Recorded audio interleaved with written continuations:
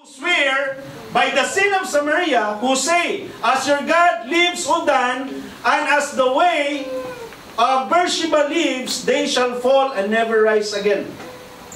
Bakit pa? Ano ba ito? Ano ba itong sin of Samaria? Ano ba itong sinasabi na pag mag-swear ka, who say, Beersheba lives? Ano bang ibig sabihin ito? Now, this is the explanation. Ang explanation niyan sa verse 40 na yan is actually this. Kasi that time, bakit galit ang Panginoon? So si Prophet Amos was commissioned na siya magiging mouthpiece ng Panginoon para sa Northern Kingdom to warn them. Ito pa yung nangyari. That time, if you go to chapter 1, ang minawarningan at pinopronounce ng judgment ng Panginoon was the neighboring places ng Israel. Ang Edomites, ang Gilead, ang Syrians, etc. Ngayon, when he was there in the Northern Kingdom, parang na-excited din ang mga Israelites. Kasi sabi nila, yan nga, mabuti nga, na magkakaroon ng, i-punish yung Panginoon, yung mga Edomites, yung mga kaaway natin, mga kalaban natin. Mabuti nga. And they were cheering, they were so excited. But then, peculiarly, sabi na, ba't napunta ito dito, taga-Judah to? But as he went on proclaiming and kept on warning the people, ito na. Parang tinatouch na ngayon ni Prophet Amos yung sins din nila. At doon na nanibago yung mga mukha nila. Tulad dito ngayon, nag-usap tayo. Grabe yun sila. Sabi doon ninyo, mirisi. Yun nga. Parang gano'n. Pero at the time, when the tone changed, and this time, ang pinagsasabihan na ng warning at pagkakaroon ng judgment is, kayo na, sure ako, mangingiba na yung mukha ninyo. Ito yung nangyari at the time. When he was in the Northern Kingdom, trying to warn them that you have to do this injustice na to, kailangan balik tayo sa Panginoon because you have broken the covenant, yung Mosaic covenant ng mga Israelites dahil sa ginawa ninyong pagan at mga idolatry na yan. That you have to love the Lord and walang iba. So, ang nangyari, nung papunta na sa kanila, ito na, nakasimangot ng iba. So, ang ginawa, instead na ina-absorb nila ang warning ni Prophet Amos, this time nire-reject nila. Tayo kaya, pag sinasabihan tayo ng Panginoon, dili ako yan. Dito yan sa katabi ko, dili ako. Are we not like the Israelites, rejecting the word and warnings of God? Yun yung nangyari. So galit na sila. Ito si pastor ito, bukol. May bukol ako dito. Dami na. Oy, kung kayo may isang bukol, ako dalawa. May sarapan sa likuran. Ganun yung word ng Panginoon. Even during the time of Prophet Amos. Kasi galing yun ng Panginoon. Yung mga prophecy, yung mga warning kasi, it's not about from kay Amos. It's from God. Yung sinasabi natin, hindi ito si Prophet Ian or si Pastor Ian. Galing po ito sa Panginoon. It's not only addressed to you, it's addressed to me as well. Pero kailangan pag-usapan. Pag hindi pinag-usapan yung sin ng isang simbahan, dapat matakot na kayo. Amen. That means, hindi nangungusap ang Panginoon sa inyo. Amen. Run away. So whenever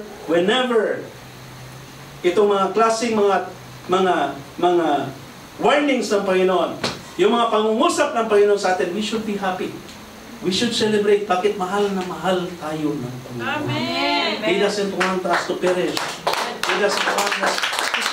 Gusto niya mature tayo. Gusto tayong magiging mga anak niya. Dapat sensitive tayo sa voice ng Panginoon. So sabi dito, sin of Samaria. Bakit ba kinukot yung sin of Samaria? Ito kasi nangyari. Sa Samaria, itong lugar na to, for our background understanding, ito yung capital ng Northern Kingdom. Now, very close to this is Bethel. Itong temple of Bethel, dito yun nailagay yung golden calf, yung mga Diyos-Diyusan. So anong nangyari, ito si Prophet Amos at punta doon para pag-preach. At ayaw ng mga tao yun. Marinig. At ito ang nangyari. Bakit tinatawag na Sin of Samaria? Because it's part of Samaria. Kasi, ang nangyari, nagkakaroon na ng idolatry dyan. Kaya kinukot yan ni, sinasabi yan ng Panginoon. Ito yon. At ito pa. And yet, the Israelites swore as they used to do by living God, say as your God lives, O Dan. Para bang tulad ngayon ba na, parang nasanayan na. Na iswear mo sa harapan ng Panginoon. Ngayon, ang sinuswear sa pagan idols. So nangyari, na-compromise na yung faith ng mga Israelites. So they're running away from their faith, yung totoo na faith ni Yahweh. And then the way of Beersheba, ano to? The long journey, ito kasi nangyari. Bakit kinukot yung way of Beersheba? Kasi ito yung Beersheba. That's part of Judah. So ang nangyari, itong mga Israelites, ang ginawa pala nila, to show their deep devotion and their reverence sa Panginoon nila, sa idolatry, they had to take the journey, which is called pilgrim, procession, later on, i-connect natin yan sa atin, galing dito sa Beersheba, when they are supposed to, pwede lang naman dito sila sa temple ng Bethel, kasi may golden calf dyan. Pero grabe pa talaga yung pinapakita nilang commitment, yung devotion nila sa Diyos-Diyusan, where in fact, instead na magpunta sana sila dyan, ito yung may golden calf, hindi pa na kontento. Ginawa, nagpunta pa ng malayong lugar sa Dan. So mas lalo, nagalit ang Panginoon. Parang grabe talaga ito. Sinusubuan na, pinapaliguan pa. So grabe yung idolatry na yan. Kaya galit ang Panginoon, kinukot yan doon sa verse na yan.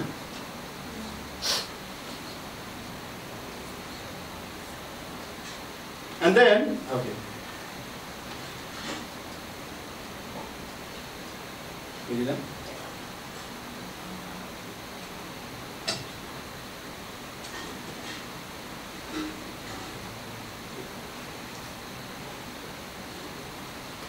Okay. So sabi dito sa 2 Timothy 4:3, for the time is coming when people will not endure sound teaching or doctrine, but having itching ears, they will accumulate for themselves teachers to suit their own passions. Alam nyo, ngayon, ito yung another form ng tinatawag na spiritual famine. Na meron ng preachers, meron pang Word of God, pero anong ginawa? Selective. Ay, ayoko niyan ni pastor. Ayoko niyan simbahan niya kasi doon ako sa walang nagtatag sa aking buhay. Ba't nakikialam ito sa buhay ko? Buhay ko ito eh. Buhay ko yan eh. Yun yung mga sinasabi. Gusto nila kung ano lang yung gusto maririnig nila. Kaya pag nagpunta tayo dito at sasabihan tayo ng Panginoon, dapat matuwa tayo. Lord, Amen. Salamat Lord. Thank you for talking to me. Thank you for speaking to me. Kasi merong mga simbahan talagang ganito. And then, back to the early slides. Nakikita mo sa atin. Sa Quiapo, and even the different provinces, mga street dancing. Do you think natutuwa ang Panginoon? Kaya mas lalong hinahard din ng Panginoon mga puso ng mga kakilala natin, mga ibang hindi na, kasi mas grabe yung mga devotion ba? Grabe yung ginawa.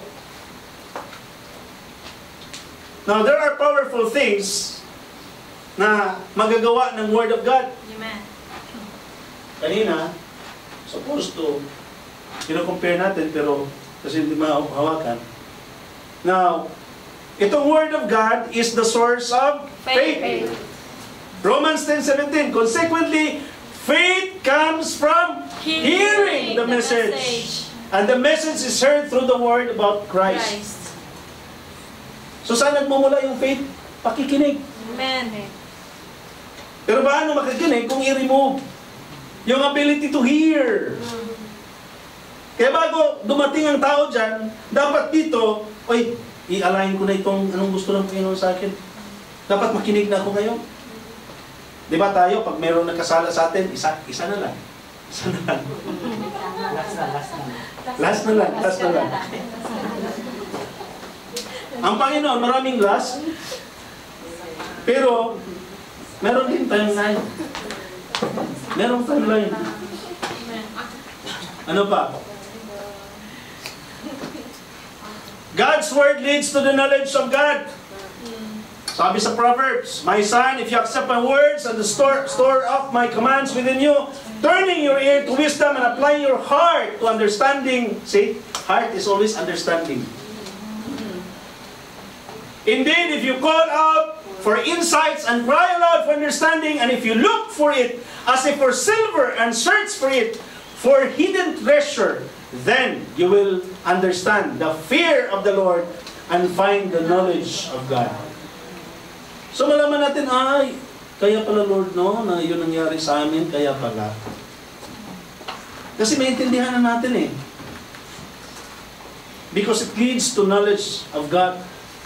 Kaya pag less tayo magbabasa nito, less natin makilala ang Panginoon. Ikaw nga, makikita kayo ngayon, sabi nyo, close na kayo. Hindi pa, kasi kailangan mo muna kilalanin. E paano mo makilala ang Panginoon? Eh, magbabasa ka once in a month, 1 oras. Pinakamataas. Hindi mo makilala masyadong Panginoon na. Yung 1 oras, hindi ka tapos. Actually, 2 minutes na doon. Kasi yung ibang oras, eh, kung ano-ano pang ginawa. Word of God nourishes. 1 Peter 2:2. Like newborn babes or babies, crave pure spiritual milk. Anong purpose? So that by it, you may grow up in salvation. Amen. Diba? Grabe ang word. Ito yung ayaw ni Satan, ayaw ng kaaway, na mapapalapit tayo. Kaya, binibigyan kayo ng mga gadgets. Ay, mayroong bagong, lalabas ang iPhone. Ano kayong feature yun? Oh. Meron ba nagtatanong sa inyo?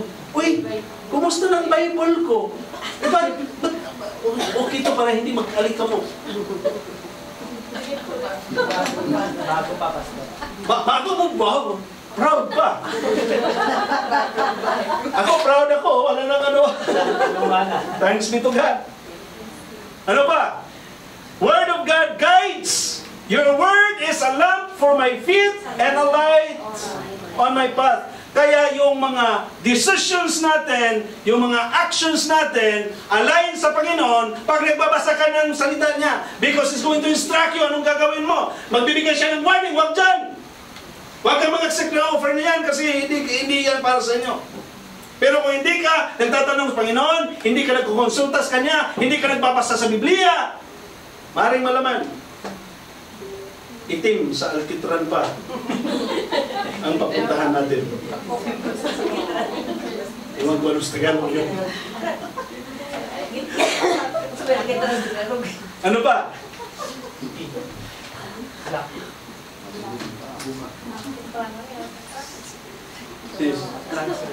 Okay.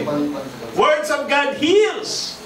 Psalm 107:20. He sent out His word. Anong sinasabi? He sent out His word and healed them. He rescued them from the grave. So how powerful the word of God is. How powerful. How powerful. Ibig sabihin, kaya ayaw talaga ng kaaway ito na mababasa natin, malalaman natin. Ano nangyari? Wait lang po.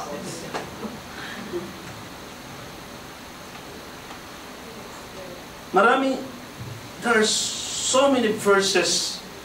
Kaya, pag wala ito, walang silbi ang buhay natin eh. Kasi itong mga temporary pleasures natin, dadaan ito eh. But the Word of God remains forever. Kaya saan kayo? Sa may forever? O sa mga temporary lang? Forever talaga tayo. Okay, ito. Word of God prevents us from sinning. Diba? I have hidden your word in my heart and I might not sin against you. Kasi bakit? Nare-review ka palagi eh. Amen. Nare-review ka, hindi yan tama. May conviction yung puso mo. Ay, mali ito. Hindi mag-review ka na. Diba? It prevents you from sinning. Word of God equips us for spiritual warfare. Ephesians 6:17. Take the helmet of salvation and the sword of the Spirit, which is the Word of God. Spiritual warfare. Kasi minsan, hihina tayo kasi inatake na pala tayo ng kaaway. Maybe merong mga languages at merong mga nagsalita, nag-utter doon ng against us. Pero cover tayo ng Word. If magpapalapit tayo sa Word, pero kung wala ang Word, ano yung sword mo? Wala. Word of God is the truth that sets us free. Sanctify them by the truth. Your word is truth. To the Jews who had believed, so John 8:31-32, Jesus said, if you hold to my teaching, you are really my disciples. Then you will know the truth and the truth will set you free. Ano pa? Word of God gives peace, hope, comfort, and strength. Psalm 119:114, you are my refuge and my shield. I have put my hope in your word. Kaya sino yung wala ng mga paglaom or wala ng mga pag-asa? Psalm 119-50. My comfort in my suffering is this. Your promise preserves my life. Psalm 119:165. Great peace have those who love your law and nothing can make them stumble. Grabe ang salita ng Panginoon. Kompleto yan eh. Amen. Kompleto siya. Lahat ng aspito ng buhay natin. Word of God leads to eternal life. Very truly I tell you, whoever obeys my word will never see death. Limang kanan. John 12:50, I know that His command leads to eternal life. So whatever I say is just what the Father has told me to say. Meron ka sana pero conclusion. Can I request everyone to stand and make this declaration sort of prayer? We shall read together. Psalm 119:10-20. Can we read together? I seek you with all my heart. My heart. Do not let me stray from your commands. I have hidden your word in my heart, that I might not sin against you. Praise be to you, Lord. Teach me your grace. With my lips I recount all the laws that come from my mouth. I rejoice in following your statutes, as one of the rejoices in great riches. I meditate on your precepts and consider your ways. I delight in your decrees. I will not neglect your word. Be good to your servant while I live, that I may obey your word. Open my eyes that I may see wonderful things in your law. I am a stranger on earth. Do not hide your commands from me. My soul is consumed with longing for your laws at all times. Hallelujah. Let us bow down our heads and let us close our eyes. Lord God, God the Father, maraming salamat Diyos Ama for revealing to us your word tonight. Amen. For allowing us to hear your word, for allowing us to know, Lord God, sa kabaitan mo sa amin. At dahil sa pagmamahal mo sa amin, Lord, you have warned us. You told us, Lord God, Lord, as we continue to walk with you, Lord God, sa pagsunod namin to you, Jesus Christ, Lord, we ask that your word will serve as a lamp on our feet ang nasa